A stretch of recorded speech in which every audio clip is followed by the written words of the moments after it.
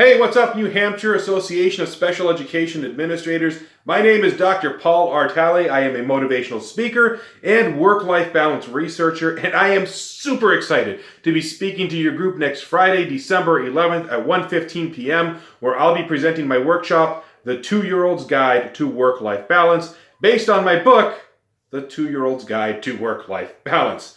And this is a workshop that will help bring better harmony between your personal life and your professional life. So if you feel like you're burnt out, maybe time is a luxury you can't afford, too much workload, right? Maybe you just feel stuck in your career and you need a pivot, especially during these crazy times, then please attend this workshop. I am going to blend my doctoral, my PhD research, along with my personal stories, specifically about how my 2-year-old son helped me see that for me, my path to being a vice president of a university was not what I wanted, that my better harmony in my life was to be a speaker and a consultant. And so I'm going to share lessons with that, blended with the research, to help you on your work-life journey. So please attend. And to make this workshop personal and to make it a little bit more meaningful to you, I need your help. What you're going to get with this email, with this video, in the comments section as well, you'll get a link to a survey. I want to know what kind of work-life balance questions you have. They can be about your life. They can be about your jobs as special education administrators. And trust me, as a former special education teacher just north of the border in Toronto, Ontario, Canada,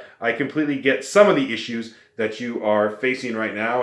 And with COVID, I can only imagine some of the other issues that you are facing as well. So I will see you next Friday. Please submit a question. As a thank you for submitting a question, I will give you a free copy of my latest ebook called Power Step, How to Start Living Life on Your Terms in 7 days or less, as a thank you for submitting a question. Thank you so much, and I will see you next Friday.